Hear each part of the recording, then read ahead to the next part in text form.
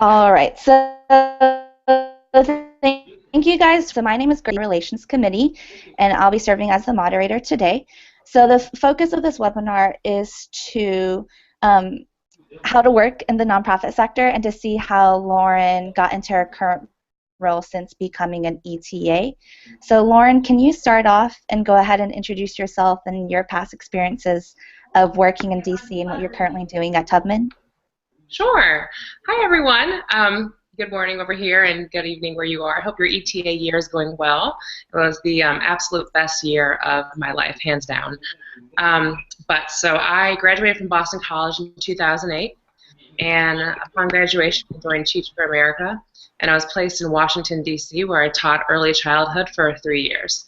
I taught in Northwest D.C. in the Title I school, Truesdale Educational Center, and we had a lot of bilingual students, mostly Spanish speaking, and so that's why I pursued a master's in curriculum instruction with a focus on bilingual education. So I taught for 3 years, and after graduation, I moved to Korea, and I taught at elementary school, Daegu Doosan Elementary School. Do any of you there? No? I lived in Daegu last year. Oh, yeah? But now I'm up in Seoul. Yeah, I lived in Daegu last year. Suseong-gu. I loved it. Yeah. Yeah, it was wonderful, wonderful community of people.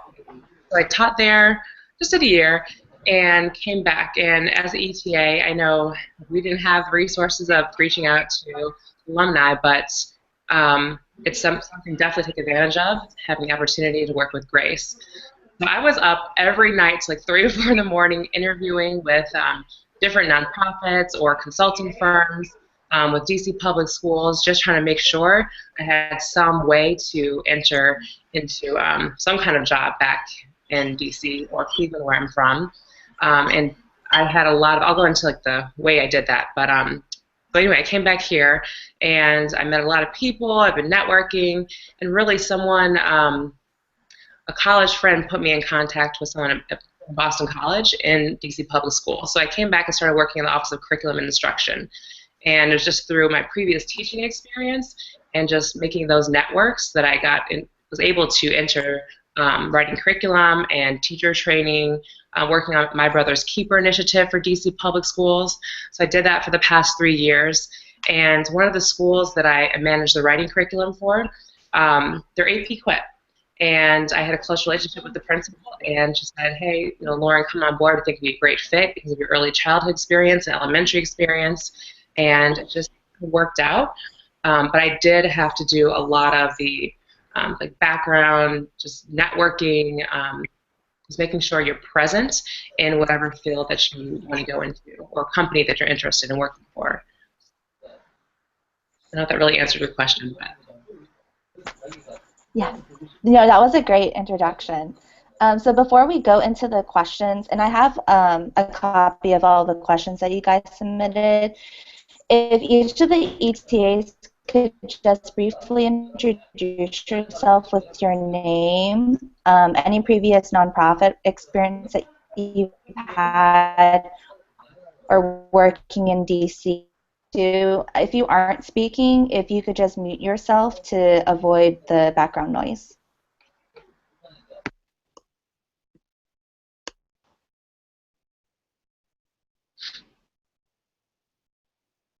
Okay, I can go first. My name's Coral. I was an English major and I graduated last year. So I don't really have any nonprofit experience. I basically have just done college in this so far. And I'm in Hadong, which is in the south of Korea. Very nice.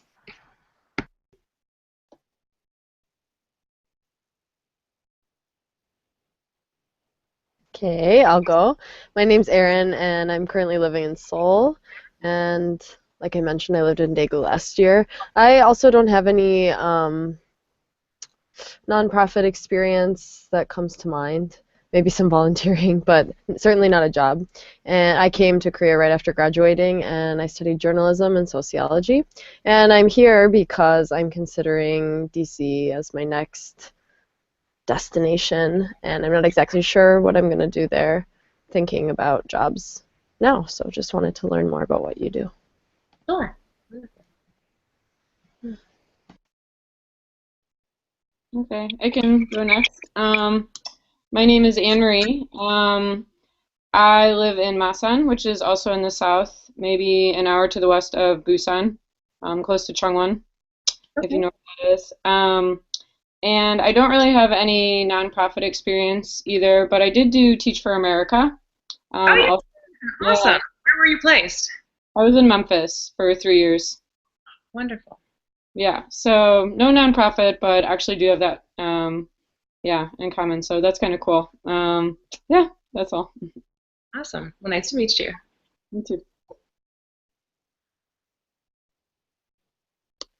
Okay, so my name is Kristen, and this is my second year in Korea. I renewed at the same school, and I'm living in Gumi, which is like 40 minutes away from Daegu, actually. And I don't have any nonprofit experience, but I'm interested in getting into a nonprofit organization, so I just wanted to learn more about it. Sure. Yeah. Thanks for joining. Hi. Sorry, my computer died at the beginning, and now that it's at 0%, it's kind of being slow. So, and I also couldn't hear the first part of your introduction, sorry. Well, that's But okay. my name's Taylor Sutton. So I actually went to school at AU, American University. So I interned at, do you know Santorini? Yes. Bilingual? Yeah. Awesome.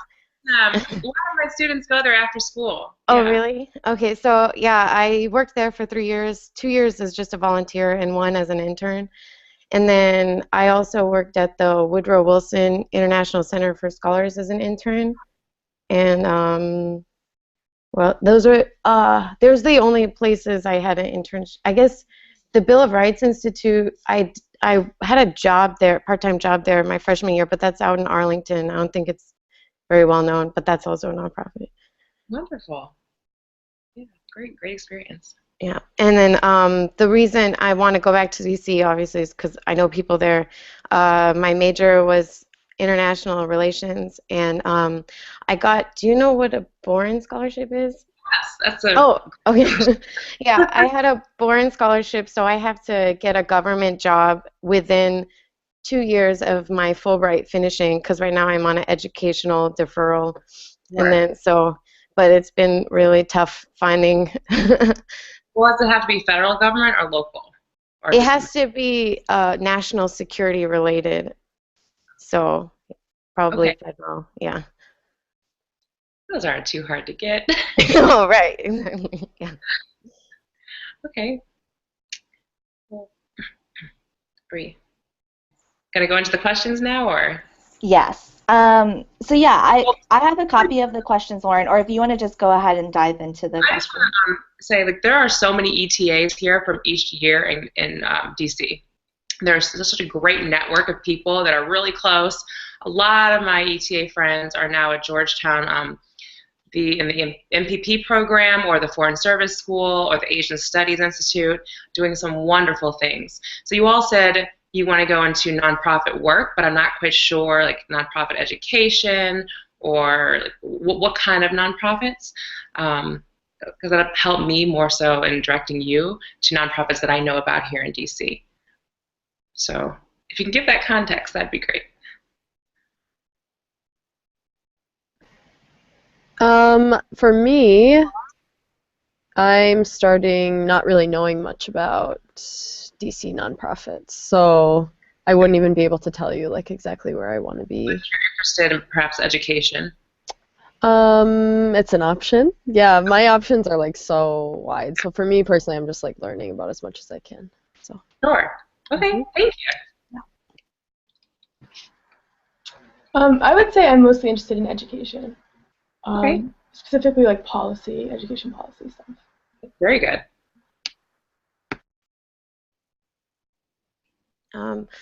Well, like I said, I have to get a government job, but it takes like a year to get through all of the like the whole application process and then like the security clearance.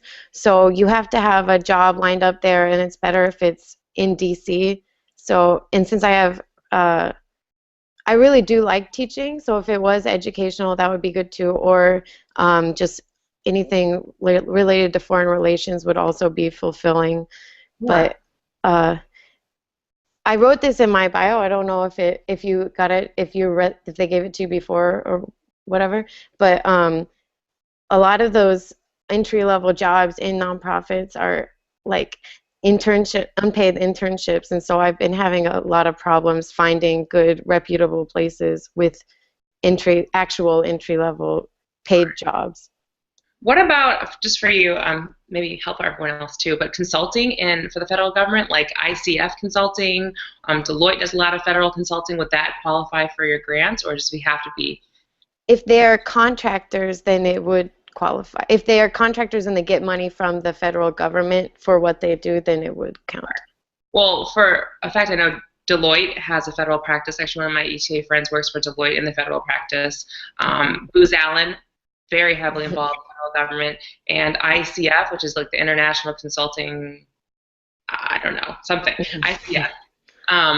And all three are tied to the federal government. So I know a lot of folks who've been on projects like 5 years working with the Navy or the Department of Ed.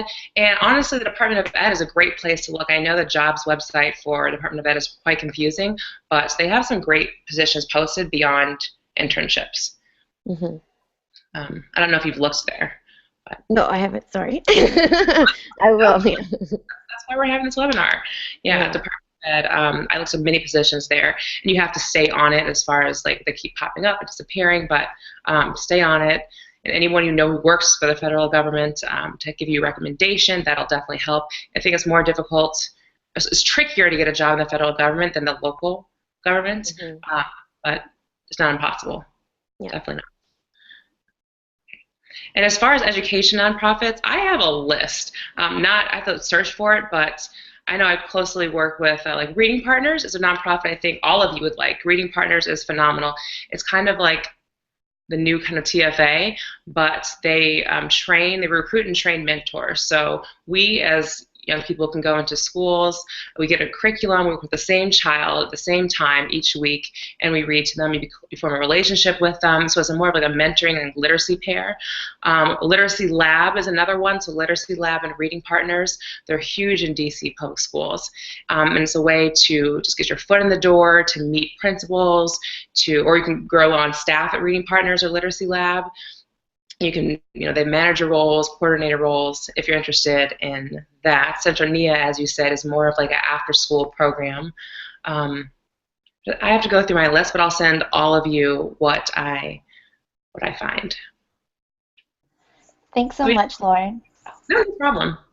And then, so the question that Taylor had about talking about internships, it actually ties in with a question that Erin had as well. So she wanted to know, how long did you intern? And then she said, I have the impression that some people are in DC as a perpetual intern. Do you notice that? And what do you think? Especially in my early 20s, yes. I'm not around interns so much now, especially because I'm in education or at the school level. DC Public Schools does have a wonderful internship program, and I know a lot of people have gotten hired through our intern program. You would actually be placed in central office where I work, writing curriculum. Let me Google the name.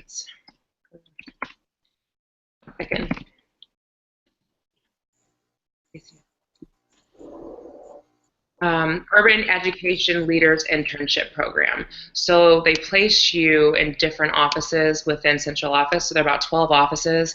You have curriculum and instruction, you have teacher training, you have early childhood, SPED, bilingual, many offices. I think it'd be a great internship just to get your foot in the door. And yes, I think in your early 20s, people are interns, and it's really hard to get a job. That or temp work, because there are, as I've read, 12,000 people moving to DC every month. It's crazy. But I think those internships build the networks that you need to eventually get a job in the field or company that you're interested in. So how to break out of that, you're asking? How long did I intern? I'm sorry. So I interned in college. After my freshman year, I interned at my local congresswoman's home office in Shaker Heights, Ohio, and she took me as an intern for the Congressional Black Caucus the following year in D.C. And then after that, I interned in Boston for Senator Kerry and came back to the White House while I was a Teach for America Corps member. So I interned, but it was within the summers of while I was in college, and my first year teaching as a Teach for America Corps member.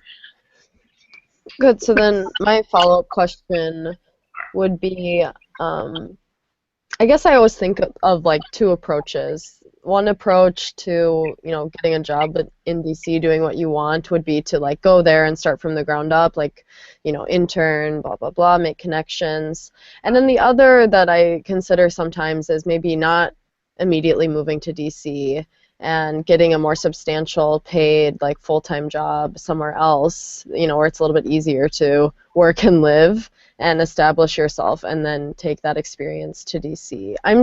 I have a few friends who kind of got stuck in that kind of intern role. So it seems like you might say it's better to just go there and get started, but what do you think of those two approaches? I say that because I feel like my experience has been different, and I think what set me up for success was Teach for America. And I'm sorry to say that, but like it's been the best thing for me professionally because of the networks. I have constant like job connections, professional development opportunities, whereas my younger sister, who is now 27, she moved to DC right after I came back from Korea, and it broke my heart. But like 3 years as an intern, and it was hella tough. And just thinking you're about to move into a new role, and then they keep you as an intern because why not, right? It's cheap labor or it's free labor. It's really, really a frustration of many people here. I mean, the internship is definitely a valuable experience, but how to break out of that? I guess I would say, even if you move back to DC or you move back to, I don't know, another city, you're going to be starting at an entry-level job because people, like, they value Fulbright, but they also don't really know what you can contribute in a way. It's like hard to like market the Fulbright, unfortunately. Schools, they're like, oh yeah, Fulbright, it's amazing.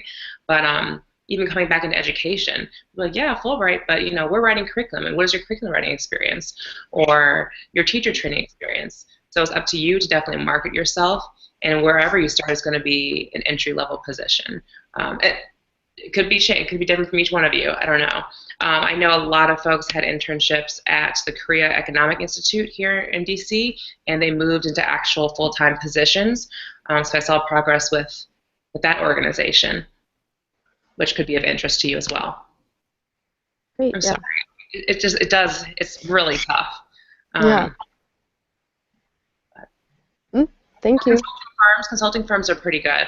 Like Urban Policy Development does a lot of education consulting, and they do start your entry-level job, but you move up very quickly.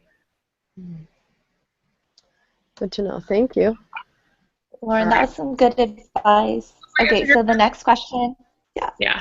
The next question is from Taylor, and she asked, how did working as an ETA in Korea affect your decision to work at an elementary school in DC?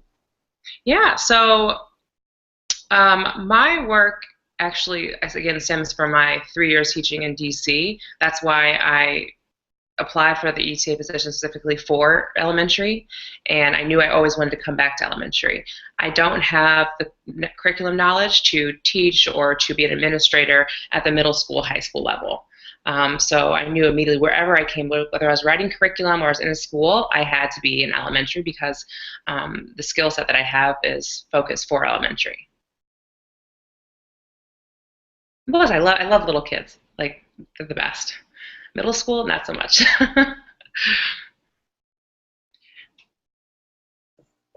Yes. As an ETA, I love little kids. I think you've already answered that. But Kristen asked, what made you decide to enter the nonprofit sector in particular? And that's just your past experiences with TFA, correct?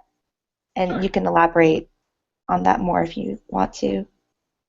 Yeah, no, just based on my past experience, and I'm very, very passionate about early childhood education, so I've always been drawn back to it. Even right now, I work in a pre-K to 5 school, but I work most with curriculum instruction and teacher training for pre-K to 2, because that is my skill set. It's what I like the best, and so I'm just very fortunate to be back in this position. So then the next question is from Anne Marie, and she asks, what was the hardest part about finding a job in DC? Oh God, um, everything. As I said earlier, when I was at ETA, I had interviews lined up. I was nervous about coming back. I was doing Skype interviews like 3 in the morning and 4 in the morning, and just making sure I had something to lean on. I interviewed with a lot of the charter networks like KIP and rocket ship schools, and I wouldn't advise going to a KIP or a school like that. They work their teachers to the bone. It's not an environment I personally would want to be in, but it's a good school nonetheless. Um, and yeah, I don't know how I ended up on urban policy development. I had many interviews with them. There are a couple other policy institutes here. Let's see, trying to think. The Education Council in DC. They are very promising. And again, I was going to start off in an entry-level role, but I would give me the opportunity to work on the Hill on education issues and still work like consulting and have exposure to law. And the promise of that would be moving up into a full-time position. So sorry, the question was how did I line up the job when I came back, or? Sorry, the hardest part, but also if you want to talk about how you lined it up, that would be great too. The hardest part was the interviewing, making sure that I was present. I just had to be relentless because there were a lot of no's because I could not interview in person, but I just kept pushing and pushing, and eventually with this consulting firm, it's a smaller consulting firm based in Baltimore. They have a lot of work with DC public schools. They were accommodating with the Skype interviews and the consulting projects prior to being hired. So definitely not being the face-to-face contact was, I think, the most difficult. But you do your research and you do the best that you can do just to be proactive. And how I lined that up, I think I was on an Indeed, the Indeed website, Indeed, the job website, and I was also on the Teach for America job website. And there's also, unfortunately, I'll send you all the links to positions, but Teach for America has an alumni coordinator that connects us with jobs. So I was on the job website and I found urban policy development, and I applied and interviewed 3 or 4 times. They gave me consulting projects, like mock projects to work on, and it just ended up being where I went. Unfortunately, when I did go, I had moved to South Carolina and I hated it. I was there for 2 months, not even on my resume. I hated it. Working with adults, especially like in a corporate America, was really not me. So I quit, and I came to DC Public Schools. And again, I had to lean on my contacts there. So I would say don't be afraid. Reach out to those people that you know, principals or anyone in the central office that may have some kind of in, or even doing the DC Public Schools Urban Education Leaders Internship Program, because it'll connect you with someone, you'll make an impact somewhere, and if they have positions available, which they typically do, you'll get on board as a coordinator, and quickly you move up to specialist in DC Public Schools. Cool. Thanks. Yeah, no problem. So before I ask any other questions, do y'all have any follow-up questions based on the conversations right now? Okay. The next question is from Taylor. And given that most people moving to DC and applying for nonprofit jobs are super highly qualified, do you think it's necessary to get a graduate degree to be able to compete?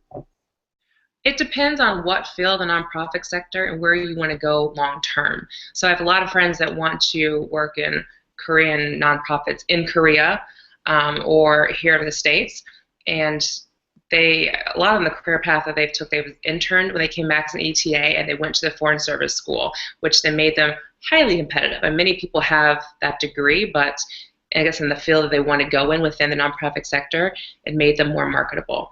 A degree never hurts, but yeah, I mean, for lawyers, for people like with masters in foreign service or government relations, the field is, I hate to say oversaturated, but there are many people with that degree. I would not discourage getting an advanced degree, but also think of the financial commitment. Make sure it's something that you really, really, really want, and if it'll pay off in the end. I wouldn't just jump to the degree. I would go come back to DC or whatever city, work for a while, and figure out if this next step is right for you. Just for an example, I've always wanted to go to law school. It's just been a burning desire, and I love education. So it took me this long, and now I'm age 30, and I'm going to Georgetown this fall. It's making a complete career change, but I had to know for myself that this was something I wanted to do. So 4 or 5 years post my ETA experience, I just, I had the work experience. It came to this point where I realized this is what I want to do, and I can merge education and law, but I didn't just come back from my ETA year and jump right into it. And on the other side, people that did jump right into it, just MBAs or the Foreign Service School, they're now well into their careers. So I have to start new, start new in the field of law. So there are pluses and minuses to it all. But, yes, we're only getting older, but we're still pretty young, so take your time. Congratulations on Georgetown in the fall. What program are you starting? Law school. I'll be. Yeah. Oh my goodness, that's awesome. Because that's what you've always wanted to do. Yeah, but I think I can merge, I intend to merge law and education. So. Okay. Just law. So then, as a follow-up with that, at one point did you decide, like, oh, I want to be an assistant principal of an elementary school, or did it just kind of happen to fall into your lap? And what are your daily responsibilities as the assistant principal? So I worked in the Office of Curriculum and Instruction for 3 years, and I really enjoyed my experience doing teacher training on our PD days and writing curriculum, but I came to a point where I outgrew my position, and I needed a new challenge. I wanted to be in a leadership role, and this position just came to me. I reached out to my contact in Teach for America, and they said, we actually have this position available, and it happened to be a school that I was working with closely with their writing curriculum, and it ended up being a perfect fit. I did want to be an assistant. I did want to be in a leadership role, and I want to be back at a school. I've never felt more alive than when I'm with children. And again, the curriculum writing portion was phenomenal. I learned a lot from it that I can contribute to my current school as I train my teachers and I write curriculum for my school. But I didn't always have like the vision of being an administrator. But now that I'm in the role, I love it. I wouldn't have changed anything. It's wonderful to work with kids, you work with families. It's hard as hell. I've never been more tired in my life, but it's great. If I did stay in education, I could see myself becoming a principal. And there are programs within DC called the Mary Jane Patterson Fellowship where you can become a principal in a DC public school.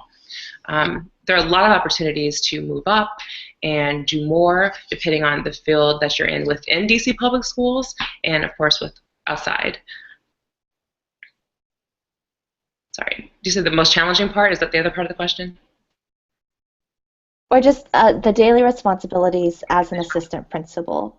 So right now we're on spring break and I'm home. Administrators are we are 12-month employees, so we have to be at school, so I'm just going to go in a little late today.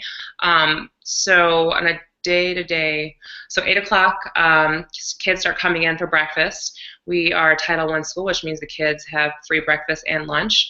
So they eat from about 8 o'clock to 8:45. At 8:45, they're in their classrooms doing morning meetings, and typically between 8 to 8:45, I'm making sure kids are in the gym, eating breakfast, or working with families, having meetings.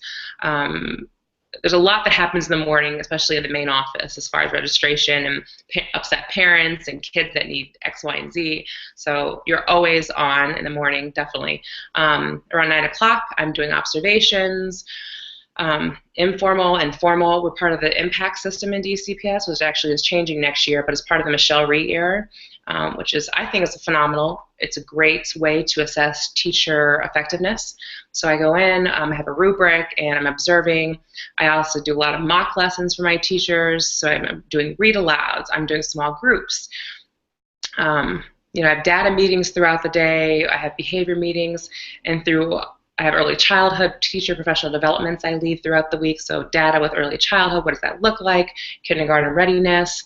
So a lot of meetings, a lot of observations, a lot of planning for PD, a lot of working with my other assistant principal and my principal. But in between all of these wonderful schedules that I create, you're pulled out all the time for student behavior.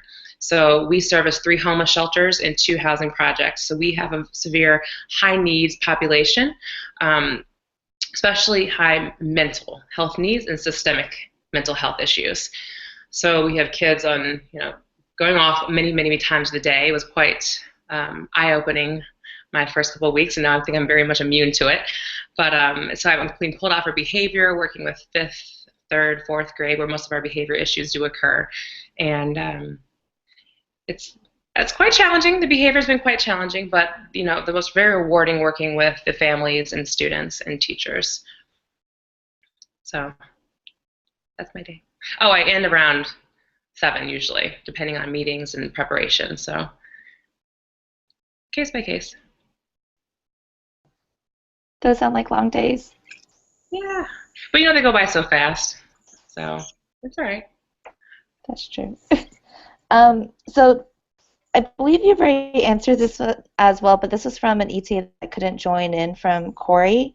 And what aspect of your professional development do you feel best prepared you for your current position? And I feel like it sounds like your ETA experience in TFA, right? Yeah, I actually had no PD to become an administrator.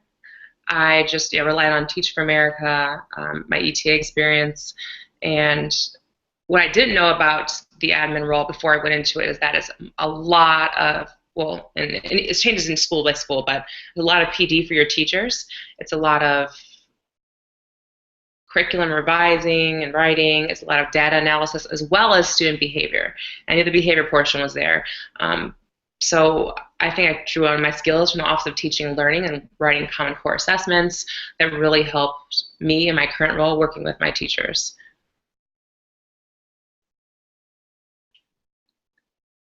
So if you're going to education, make sure you know all there is to know about Common Core and PARCC assessments, especially in DC.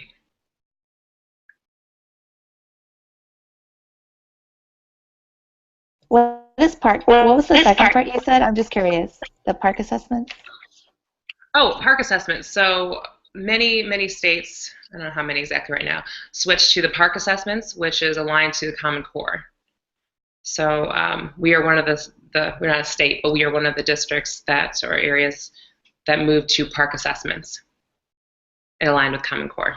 But if you're teaching, if you're early childhood, of course you're not taking PARCC. Early childhood to 2nd grade, do not take PARCC. 3rd to high school are taking PARCC assessments. So you're on your computer. It's about, unfortunately, a block about 2 months, but it's rotations for each grade level. So say 3rd grade will be math 1 week, 4th grade math another week, and so on and so on. So for early childhood, which I know you're interested in, we are a Tools of the Mind school, which means we do a lot of play-based small groups and read-alouds, a lot of themes. It's pretty exciting, but we have assessments for Tools of the Mind too.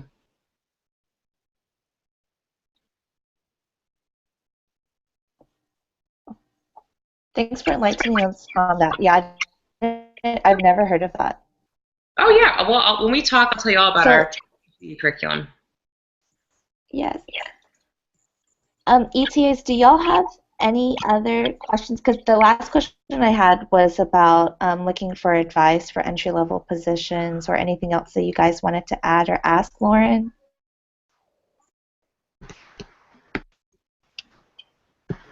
Oh, go ahead. Go ahead. I'm sorry. No, go ahead. I'll go. My question is just more about generally living in DC, because like I mentioned, I'm just considering it as my next place. So, just a more lighthearted question: Why did you want to go back there? What do you like about living there, and what don't you like? Oh, the amount of people. I mean, you can't get brunch reservations any day. It takes me. I live about 3.5 to 4 miles from my job. It takes me 50 minutes to get there in traffic. That's the tough part. Cost of living is pretty high. It is very, very high, highest in the country. So those are definitely downfalls. But the people, there are so many young professionals. A lot of them are transplants. They aren't going to stay for a while. But there are so many young people to network with and fun activities to do after work, from the embassies to art, so many galas, just fun great events, ways to meet people and advance yourself and your network, which I say completely take advantage of, please. There are free museums, beautiful museums that you can go to any day. Those are definitely what I like. I came back because of my prior teaching experience here, and I love teaching in the DC public schools. I wouldn't go private. I wouldn't go charter. This, DC public schools is my heart. So if it's education, this is where I'm going to be. I did think that I was going to move back home to Shaker Heights, Ohio, and I actually realized that probably not. I'm probably going to be here for the rest of my life, which is okay. It's great. It's a wonderful place to be, and when you come, I have no problem helping you find apartments and roommates and introducing you to the ETAs in my year that can also be of further assistance. They're a great group. Awesome. Thank you. No problem. I have a question more on a serious note. So in terms of applying for jobs, I've gotten some advice that it's kind of early for us to apply for jobs now that would start. Like, we won't be back until August into the U.S. Would you say that it's worth it to start now to look for things, or to actually apply for things, or to wait until like a month or maybe June? I don't know. I was told the same thing, but if I remember correctly, I remember definitely looking right now. My resume was together right now, and I was just sending anytime I saw something that appealed to me. Because the HR process takes a long time. For most organizations, and I would say start applying and looking now. It couldn't hurt, right? It couldn't hurt. Right. You apply. I mean, I remember telling them that I'm not going to be back till August, and most places, most organizations were okay with that. Okay. Or they say, no, we need someone right now. Okay, well, this is not clearly something that I can do, so move on. It's not going to hurt you at all to start now. Definitely be beneficial. Great, thanks. Yeah, no problem.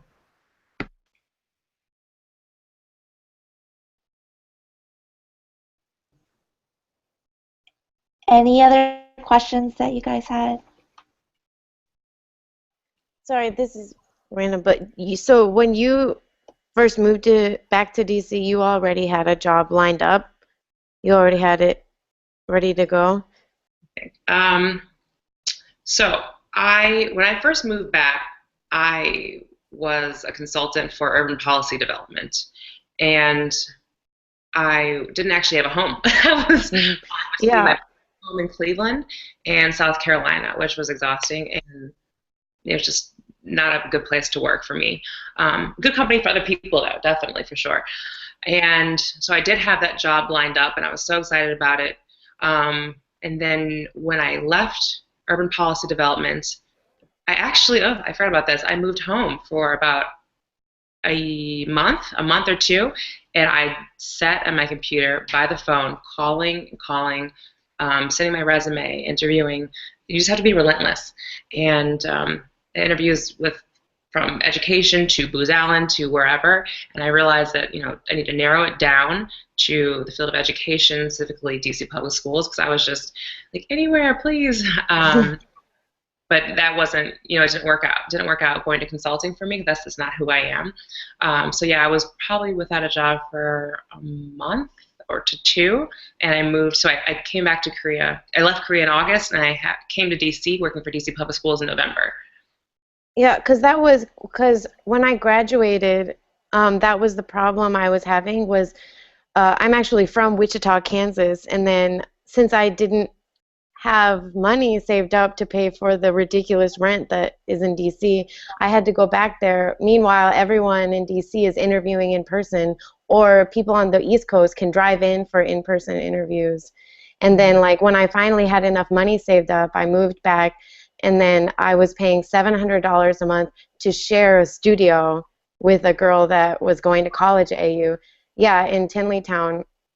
And then so then I needed like a job right away to pay the rent, and then I started working at a restaurant, and then it's like, well, now I'm not available for interviews because my schedule isn't set. It's week by week, and then it's just like an endless cycle of unless you've got like money behind you, then you don't. Yeah, it's you such can't really. Oh, unfortunately, a lot of places do want you to interview in person. I think the good thing about interviewing now in Korea is that they're actually accommodating. They're like, oh, well, you live in Korea, you really can't get here. So you're good as a good friend. Whereas in Kansas, they're probably like, well, I mean, I assume you can come.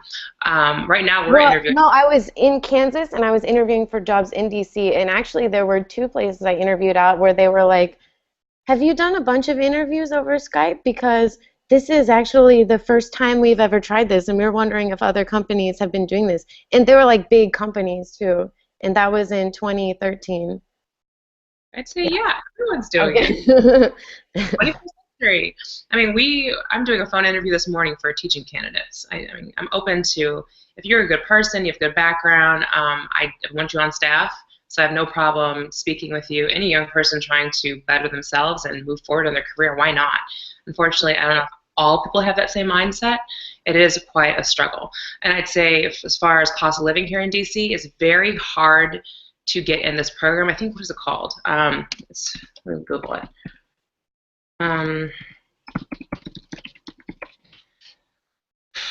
Okay, so I don't know if it's still called this, but you can do some research. It's called Affordable Dwelling Units, referred to as ADU. And I think a lot of the big cities have them. So our apartment building is supposed to have 11 or to 20, depending on how large the apartment building is, units designated for affordable dwelling. So say you make between 40 and 60, you pay, I don't know, depending on the area, northwest, southeast, northeast, southwest, $800 for a $1,700 apartment. Or if you're in Northwest by DuPont Circle, say if you do get one of these units, maybe it's $3,000, you'd pay $1,300, which is a bargain. Again, it's very hard to get into those units, but I know people who definitely have, and they've scouted out the units before they were being built. So when you come to DC, you see some construction, or you can Google it right now, buildings under construction. You get in there, put your name on the lottery list or the wait list, and show them your documents, and I think it's worth it. I mean, it doesn't matter really what you make. $800 versus $3,000, quite a difference. So, hope that somewhat helps.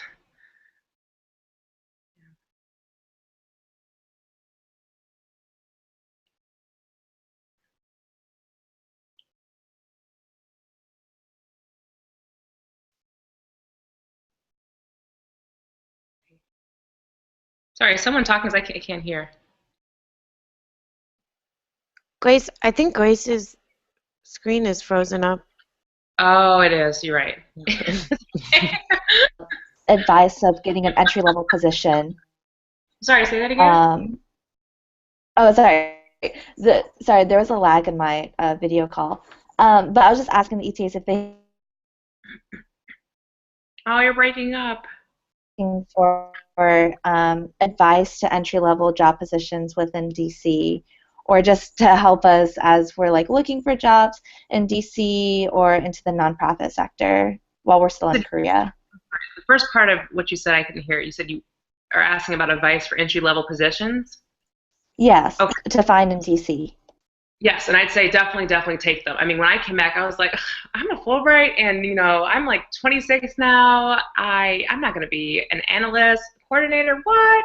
But no, you need to take those positions. You need to get your foot in the door and go ahead with the next step. You need to just grin and bear it for a year or two, and then you move up. I thought it would never come. I thought it would never be moved from like coordinator to specialist to manager to assistant principal, but it does happen, especially, I'm sure, like, you guys are hardworking people. So definitely take not whatever job comes to you, but entry-level positions. It's just a key way to get in the door. For looking for them, I am going to do my own research, and I will send you a list of nonprofits. They probably will be education-focused, just for you all to consider. I know I really recommend Reading Partners and the Literacy Lab. Now, Literacy Lab is connected with AmeriCorps, so you would get AmeriCorps funding, and you'd be a lot like a reduced salary. Not really quite sure how that works, but again, it's another way to get your foot in the door. Reading Partners, they have just a wonderful structure, and it's definitely entry level, but you'd be based in a school, and then you can move into their corporate headquarters. But I will do my own research and send all of you, I think there are 9 of you, or I'll send you all a list of nonprofits that I do come by on the TFA website or here in DC. I hope that helps. Like, looking for entry level, it's just there are a lot out there, with a lot of people going for that position. But based on your Fulbright experience, that does set you up for an advantage. I would assume set you up for an advantage.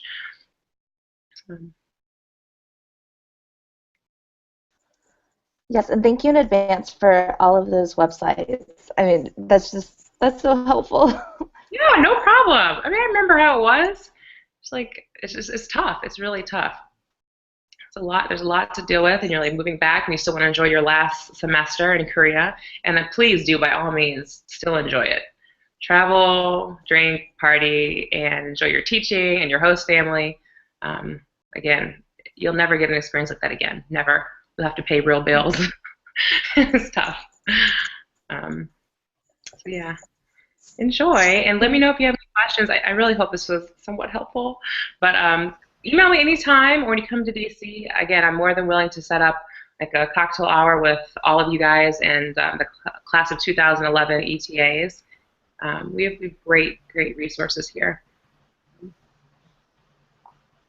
Thank you so much, Lauren. So to the ETAs that were that were tuned in, I did copy Lauren onto the email that I sent to you guys as a reminder, but I can also send you guys a follow-up, and then with the recording of this YouTube channel, and then whenever Lauren, you can either send the list of resources to me and I can forward that out, or you could just do a reply all to that reminder email that I sent earlier today. Yeah, I will do that. Okay. This weekend probably, okay? Not today. Yes, that's totally fine. I hope you got to enjoy your spring break. Yeah. Oh no, going into the school, but yeah. And then I'm gonna go ahead and end the broadcast now.